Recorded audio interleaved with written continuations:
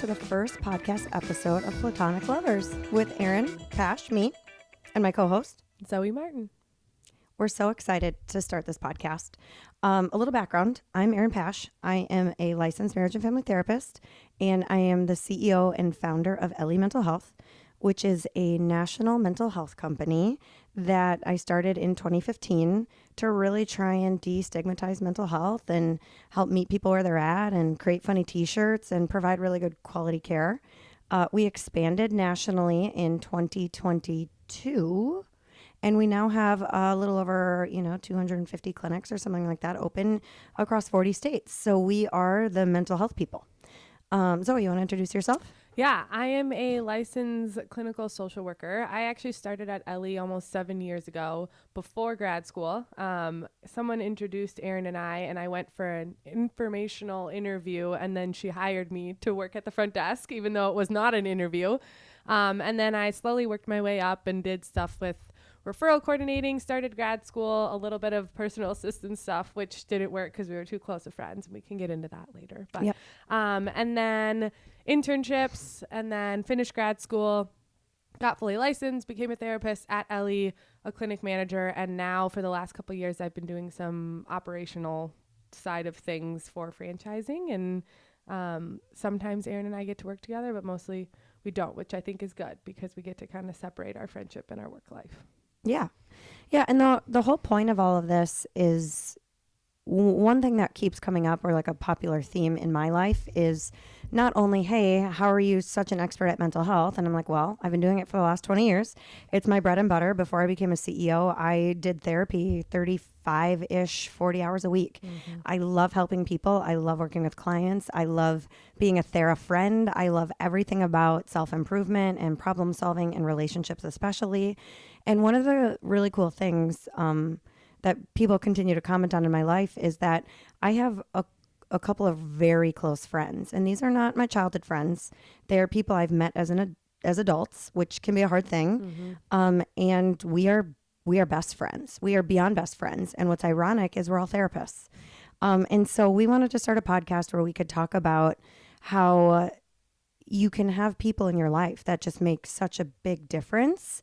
And just kind of share and explore topics around mental health, topics around friendship, current pop culture research around relationships in the world. And we're starting with me and Zoe. I'll be on every episode. Zoe will be on most, but we're also going to bring in Brad, who is also a licensed clinical social worker and one of our besties.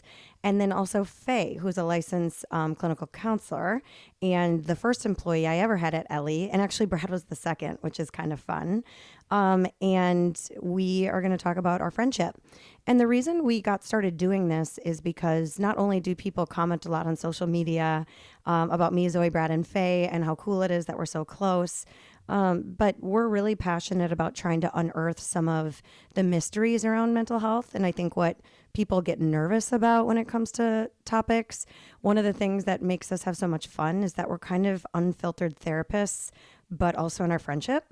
And that's something that people seem to have a hard time with these days, is like, how can I just be that raw sense of myself around another human? Mm-hmm.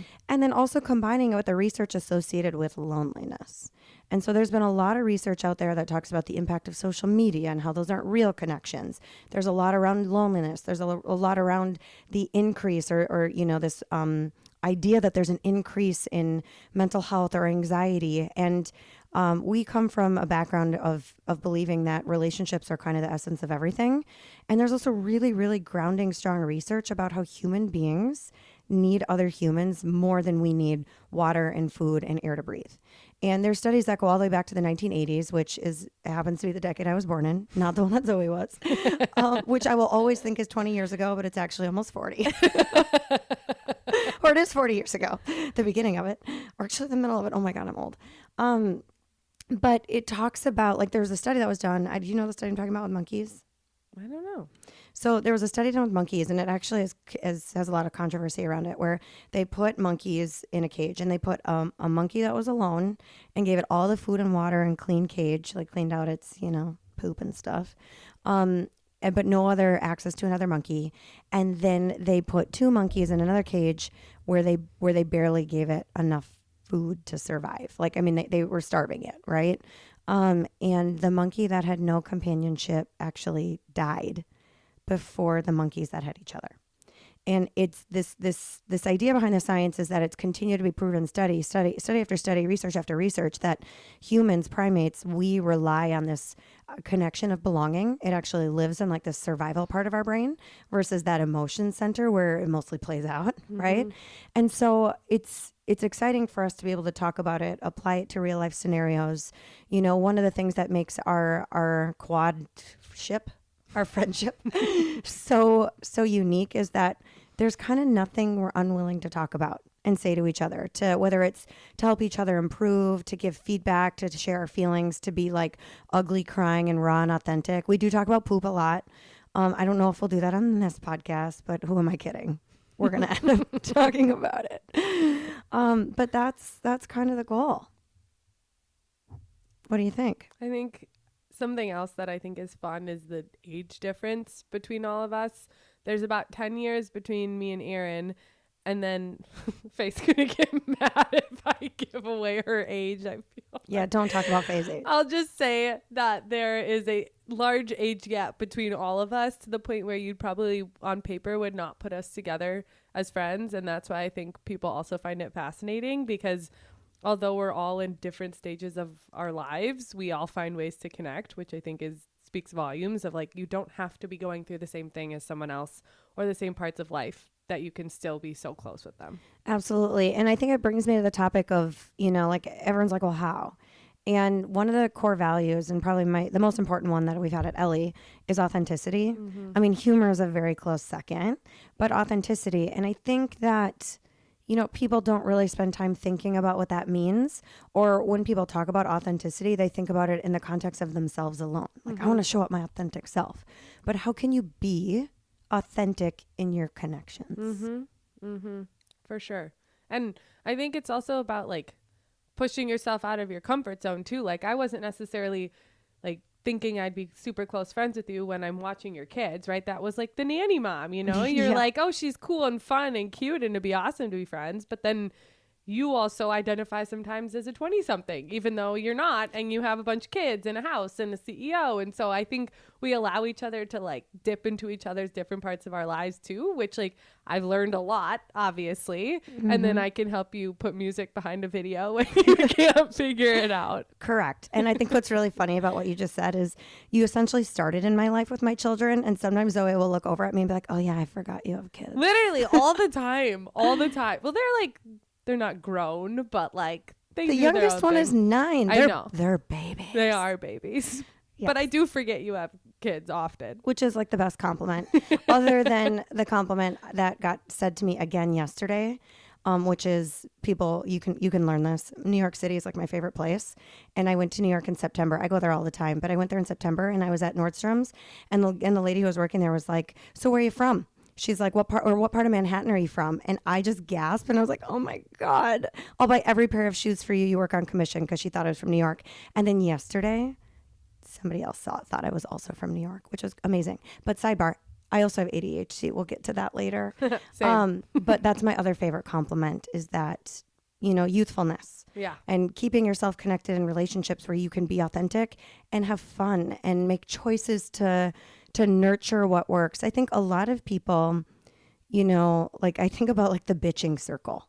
You know, people want to bitch left and right. Like I read some meme the other day about how, you know, like moms and sisters. I have 2 sisters and a mom, and we're all very, very close, like very close. And actually Zoe is one of 2 girls, and they're also her and her sister are also very close to their mom. But like there was a meme that was like, I talked to my mom today and then tried to call, and she was bitching about my sister, and I tried to call my sister to talk about it, but she was already on the phone with my mom.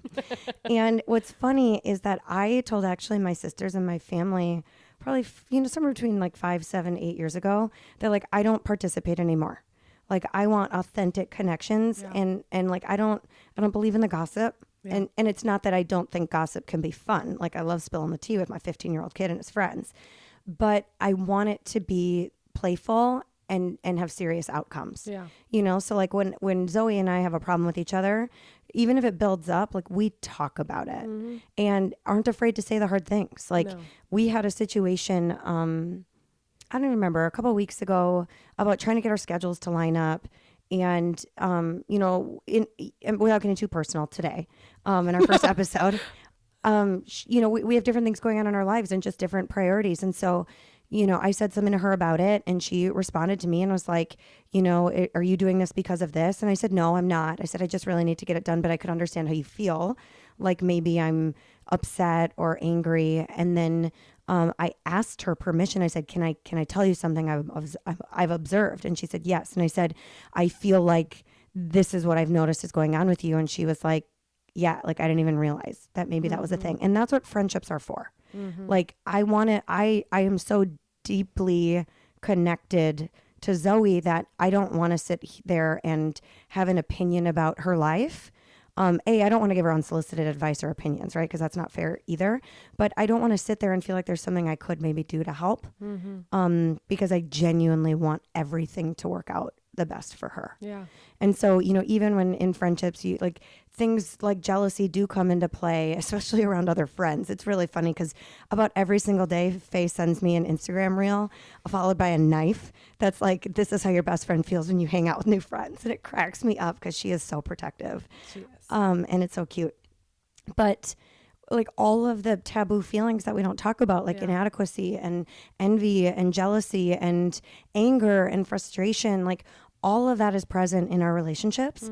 And I think with all of our audience on social media, they see the fun things, like when we go on trips and when we do silly things. And part of this podcast is to showcase the realness behind all of that. Yeah. And I think we both have kind of decided in recent past that we want to be more authentic. Yeah. And show some of the ugly parts too. Yeah. Across, networks of people who think it can be helpful. And so that's kind of, we spent most of this podcast talking about what this podcast is going to be. But we want to set the stage for folks. We do plan to take questions. We plan to talk about pop culture. We'll make sure that you can get access to the email address so you can send us questions. I used to do a series on kind of this YouTube show that Zoey and I did together called Out Loud with Erin, where it's kind of like a Dear Erin. I'm happy to do that, really related to any friendship topics, any therapy topics. I'm a subject matter expert when it comes to relationships, co-parenting, parenting, divorce, all that kind of stuff. And so feel free to let us know the stuff you want us to talk about. And really the more taboo and like deep and slimy and like just in the muck, the better. Because we're the type of people who want to get down to the really like gritty, earthy, good stuff.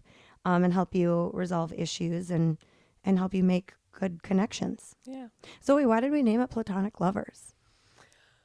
Well, okay, I'm trying to think about, I think, well, didn't this start because Brad always accuses us of being actually in love with each other and not just like platonically friends? Yeah, yes. And So, okay, there's a backstory here. There's a backstory. And this is one of the things that I don't think adults, like some people know, like, yeah, you'll crawl and snuggle up on the couch with a sister. So Zoey and I go on lots of trips together. Oh God, you're telling that story? Well, I'm not telling the whole story. We'll save that for, we'll put that in episode 4. But like Zoey and I, especially if our husbands aren't there, like we sleep in the same bed with each other. Which is very normal. I don't even need to defend this because I have nothing to defend. But like, I think almost every girl, probably more girls than guys in this world, has had a sleepover with a friend in the same bed. Yeah. Because we're not weird about it, because you don't have to be gay to sleep in the same bed with the same gender. Right. And Brad happens to be bi, and he wants us to be that too. Classically. So he jokes and pokes around and he's like, you and Zoey, I can't wait for you guys to come out. Yeah. And so we were just like, we're also like, we have this thing with our couples where we're each other's backups. It goes like, if Dan dies, then it's me, and then it's Bobby for you, and then if Bobby dies, it's you. It's more. I don't know if Dan's more like my dad though, so I think I'd be single. You wouldn't go to Dan. I think Bobby would. That's so. Oh, I forgot. Yeah, hands and the feet, the glue. And yeah. We'll get to that another day too. Yeah. So one of the things, like, but it's funny because it's funny. But what's more important about it is that Zoey and I, like, over the last 7 years. We are very touchy with each other. We do have this very close connection and bond. I have it with other people, but Zoey and I spend more time together. And she has, like we're just kind of touchy, lovey people. And so we've literally looked at each other and been like, yeah, no, I'm not in love with you. Like, if I was a lesbian, I'd pick you, but I'm just not. Yeah. And as one of my really good friends said to me, she's like, Erin, you've married a man twice. You're not gay. And I'm like, oh. But another one of my friends said that I'm her favorite near queer friend because we are very big supporters of the LGBT, the Legibiquita. What is the fun name? Legibiquita. We support all of our friends and family and humans in the world to just be their authentic selves and love whoever you love and all that kind of good stuff. But what we wanted to do is kind of make it be like, we came up with this concept of we are everything but the romance. Yeah. Like, we are so platonically in love with each other. Which is so important because romance is not everything. Having a partner obviously is wonderful, but like there's a lot of other ways in life to get joy and love and connection. And I think we put so much emphasis in this world on being in love with somebody and starting a family and whatever, which is awesome and important. But then a lot of the time we forget about the friends and how important that is. And that I feel like I'm still in this like age where I'm still just like head over heels, madly in love with Bobby, want to be with him all the time. And I know sometimes that stays, but I know a lot of the time it doesn't. And I feel like I'm developing the friendships that allow me to have both forever. So if I ever get to that point where people are old and gray and they don't feel that way, which is okay. The gray divorce. Did you say the gray divorce? Yeah, that's what it's called. I've actually taken like extensive trainings on it. Like when your hair is gray and you get a divorce? Like you're older. When people get divorced in like their 50s, 60s, 70s. Oh. Yeah, the great divorce. That's what it's called. But yeah, I agree with you. And so what I was going to say. Forgot what I was even saying. Well, I have ADHD as well. It's going to be a good time. We are medicated. But this idea is, I've worked with so many couples. My claim to fame is working actually with high conflict divorcing families. And so many people are afraid to get divorced when they're not in love with the person anymore because they don't feel like they have that connection. And just like Zoey was saying about her connection with her husband, Bobby, I wish there were moments in my life where I didn't put such a huge emphasis and, almost even like a burden on my husband as my partner. And I think what I've been forced to learn as an adult is that having those friendships allow me to be grounded so that I can show up to my relationship as Erin and not show up to my relationship as somebody who's afraid of losing their only companion. And it allows me to choose my relationship every day because I don't feel like it's the only one I have. And what we would like to nurture for other people is this idea that everyone should have a platonic lover. They should, you can be so deeply in love with your friends and it doesn't have to be romantic, and that can be good enough. I actually know a lot of women, and this is popular.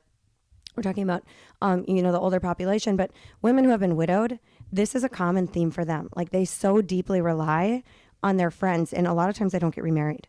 I just saw, literally this morning, I saw a TikTok of this girl who posted her mom, and her mom was a widower and her husband had died from cancer, and she had met a friend whose husband had also died from cancer, who was a widow, and they're absolutely best friends, and they spend all their time together, and neither are remarried. And like, I saw a video and it looks like they're in love, right? Like the way they look at each other, the way they engage, but like they're not. They're just found a soul connection. But they are, but it's not romance. Yeah. It's platonic. Yeah. In love is a hard concept to think about, not romantically. And I think it's because it means something different, right? Romantically and not romantically, but it also means the same. But I think that's kind of what we're trying to change. Yeah. I certainly am so grateful. Maybe in my early 20s and even late 20s, I didn't feel like I had like my ride or die besties. I mean, I've been friends with Brad for 20 plus years. Except he left LA for a hot second. Yeah, but we were friends when he was like 14 and I was 17 years old. And Faye and I have been friends since grad school. So I've had these people in my life, but I was so focused on nurturing the romance connection and developing a family that it became my worldview. Yeah. And what I don't want for everyone else is I don't want you to have to wait until you're in your 70s to learn how to nurture your connections. And even my friends who are in their late 30s, 40s, they end up feeling like they have to prioritize friends or their significant other, and Yeah. that they're leaving one behind when they prioritize them. And we want to normalize that it's all good, that you can actually show up in your relationship as a better partner Yeah. when you have just as good of friends or connections outside of that romantic relationship, and vice versa. And so that's what Platonic Lovers means. Yeah. That's why we named it our podcast. It's why we're so passionate and excited to continue to talk about it. I feel lucky that I get to get married and do this first part of my life while having this too, because I feel like it's an experience that you want and I can kind of speak from it personally because I'm lucky enough to that I know for a fact I am a better wife because of the friendships that I have. I don't think we could end this episode any more beautiful than that. So tune in. Well, like I said, we probably need it. Brad, I don't know. We got to make an email. I don't know if we made one yet for Platonic Lovers, but you can email us questions and we're happy to answer them. Oh, and follow us on all of our social media. We can put our... Yep, Platonic Lovers. I'm sure Brad can figure out how to put it down there or something. Put it down there. Put it down there. Put it on there. Okay, we're going to end this episode right now. Thanks for joining us.